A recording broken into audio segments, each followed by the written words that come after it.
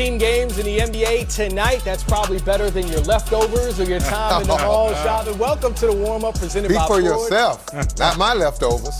Well, you know what? Speaking of which, I'm Chris Miles at Sam Mitchell. That's 3D. How was your Thanksgiving, sir? Unbelievable. I have no complaints. Great Thanksgiving, and I'm ready to watch some NBA basketball. And we know you were a chef. Yeah, man, the fried turkey came through nice and juicy. Everyone's happy. Now it's time to watch some basketball. No one got as cooked as bad as your Cowboys, though. Shut up. Why you bring up old stuff? You know what? At least it's better than the Giants. I think We need to go to a commercial break because we need to talk to this Yeah, young we need man. to talk to him. Yeah. Our producer didn't put that in our rundown. He was going to bring it up, did he? No, okay. Hey, you know it's the best part of the day after Thanksgiving? Leftovers. We got some of that from a matinee between the Nets and the Celtics. Let's get right down to business.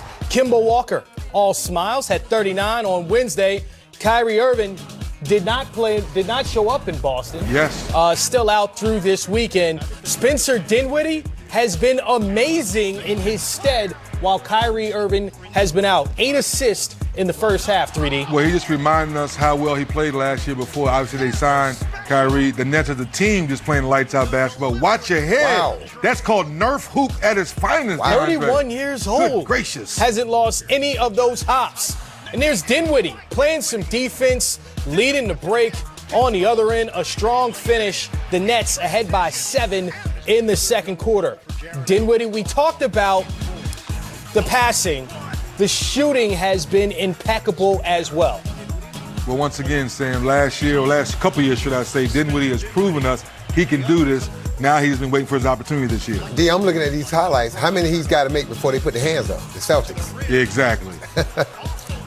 Well, back come those Celtics.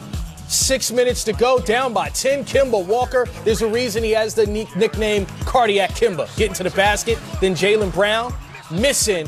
Kemba again fighting, finding Tatum. We have a 4-point game with less than a minute to go. But that's why you got to keep the bigs involved. Jared Allen rolling to the basket. Afro power. The dagger. And the Nets, they get the victory, 112-107. No love lost between Kyrie and Tatum. Jason Tatum, 26 points, but it's Spencer Dinwiddie with 32 and 11 assists. When you put up a stat line like that, we'll talk to you after the game. How big was this win for you guys? Oh, I mean, it was great. You know, Kenny said it was something like a playoff series, having a home and home, and to be able to defend home court and, you know, do our job was it was nice. You guys have been playing so well. How much does it speak to how dangerous you can be once you're fully healthy? I mean, everybody knows, man. You know, when we get healthy, we have, you know, elite talent coming back. Not just KD and Kyrie, but also Karis. You know, 3 elite players that, you know, are going to help our roster tremendously. You had another big game, 32 points, 11 assists. We talked often about striking that balance between scoring for yourself, getting your teammates involved. What was the key for you today? I mean, you know, Boston did a great job blitzing, so they made it really hard. Maybe I had to settle for a lot of threes and pass the ball out of traps and stuff. And fortunately, I could hit some shots. Does this mean you're okay with noon games now? No, let's not make it a habit, guys. Love y'all for coming out, though, but I like to sleep. Thanks a lot, Spencer. Well, Jared Allen seems to be a fan of those noon games. Look, for Spencer Dinwiddie now, when he scores 23 or more, the Nets this season are 6-1. All of those games happen in the month of November, and all those games happen with Kyrie Irving out of the lineup. What do you see with Spencer Dinwiddie that's proven that they're going to need to keep him involved even when Kyrie returns? Well, Sam, I agree with Spencer. I want to sleep in, too. I don't want those 12 o'clock college games anymore. As players, we hate them. As coaches, you love them. You love them, right? Yeah. Get over it. But let's talk about it. Last year, Spencer gets a contract extension, reminding us this year why he got the money before Kyrie got there. So as we look at some of these plays from today, it shows us he can get to the rim when he wants to. He knows how to share the basketball, but it's about being in a nice little groove. Nice little pick by Jared Allen. He waits, he probes. The hesitation, he keeps Tice off ground, so to speak. You throw the alley-oop. But now here on defense, playing the passing lane, we call this cookies, Chris. You get the cookies, you get out and run, you get an easy basket. Little things like this let you know you're engaged, you understand. Being the point guard, you got to run the show. Now this next play, you're going to back up, you're going to force me down, you wait for the screen to be set, you step over it, and you knock down the three-point shot.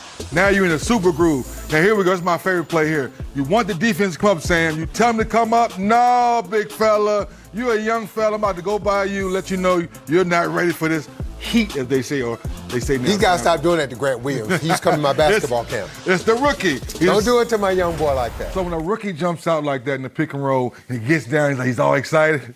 What did he do? He sized him up and went right by him, didn't play with the basketball. And Spencer Dinwiddie, like I said earlier, is reminding you how good he really is. Yeah, and that makes the narrative, again, surrounding Kyrie Irving in the sense that, okay, Spencer Dinwiddie playing well without Kyrie, how are they going to coexist? That's something that we are going to have to wait and see. But when we look at the narrative in Boston, they played games on Wednesday and Friday, and the narrative, again, surrounded Kyrie Irving. Why is he not in Boston? What is he doing on the sidelines of this game? Well, the guys in the locker room in Boston, I think they're getting a little tired of hearing that. And quite frankly, I'm really honestly tired of hearing about Kyrie. Kyrie's no longer with the Boston Celtics. And it's a slap across everybody on this team that's here now to keep hearing Kyrie's name, because every last one of these guys have put in the work, and we continue to put in the work, and we're here, we're still competing. But yeah, everybody, including the Boston fans, want to talk about Kyrie. Let's talk about Boston Celtics. Well, I think the Celtics and the fans and the organization, they all moved on. It's like the media just keep want to bring it up, and I understand when you're a great talent and player like Kyrie Irving, there's always going to be the spotlight on you. But Marcus Smart said it best. Kyrie's not there anymore. This is a legit team that can compete for a championship on its own merits. They've figured out how to win. They got their mojo back. Look, Brad Stevens has control of this basketball team. Jaylen Brown, Tatum, all those guys are playing well. So I think what Marcus Smart is saying, judge us on us and the work that we're doing, not about what Kyrie. We're tired of talking about Kyrie because Kyrie's not here anymore. Yeah, it's unfair for me. I was more shocked when Al Horford left. Like the way the bigs were playing for Boston, the way Tyson setting those screens, that's what they were doing last year for Kyrie. Now they're doing for Kemba, and Kemba's saying, well, I'm pretty good, guys. What I did in Charlotte, I'm doing again now here in Boston. Let me ask you a question, 3D. Didn't Brooklyn make the playoffs last year without Kyrie Irving? They sure did. They sure did. I mean, so everybody like they're winning without Kyrie. Well, they won last year without Kyrie. Exactly. So again, and what did Spencer say? He said, look, we understand all that, but when we get our horses back, when we get KD, we get Kyrie, and we get Karras, then come watch us play and then come play against us then. They understand that. And is it going to take some time for all of them to gel and mesh? Absolutely. But guess what? These players understand you're not competing for a championship, without those two great players. Well, even having said that, Sam, when we look at the fact that the Celtics won, 10 straight games this season, and now looking at them losing against the Nets in a situation that Kyrie and KD not playing, are you starting to be a little bit concerned at all with the Celtics and some of the losses they've had since that 10-game winning streak? No, I don't get concerned, Chris. It's how you lose those games, obviously, and Sam knows that as a coach. But if you're competing, another team comes in and just plays great basketball like the Nets did, and Dinwiddie had the 32 points, you take your hat off. But now as a coach, you're going back in that war room and saying, okay, guys, we may have let one get away. You understand we got off to a great start, but the bullseye's on our back. But 3D, I'm surprised Boston's doing this well. Look, they have no bigs. No, that's they got no bigs. Look, and before Gordon Hayward went down, they was playing 3 small forwards, really 2 small forwards and 2 guards. Yeah. And they were winning. So I'm still trying to figure out what are their expectations? To me, the Celtics are exceeding the expectations when you consider they added Kemba Walker, who has never been in this situation before. He's been an all-star, but he hasn't been on a team that's expected to win and compete. And then they have no bigs. You lose Al Horford, you lose Baines. So now you're trying to rebuild some big guys, and the Celtics are hanging in there. They're winning some tough, close games. The defense is back. Their mojo is back. So again, I'm trying to figure out what were their expectations of this team when you lose the bigs that they lost? It's interesting to see the expectations because they have the exact same record as the Toronto Raptors, who are a team that are also exceeding expectations.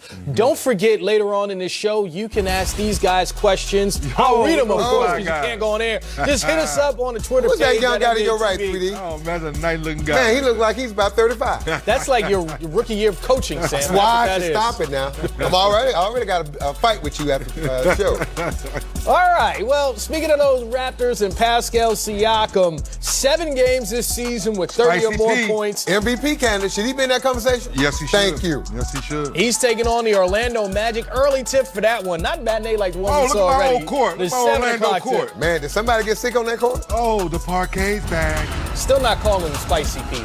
Wow. The reigning MVP, Giannis Antetokounmpo, has 18 straight double-doubles to start the season.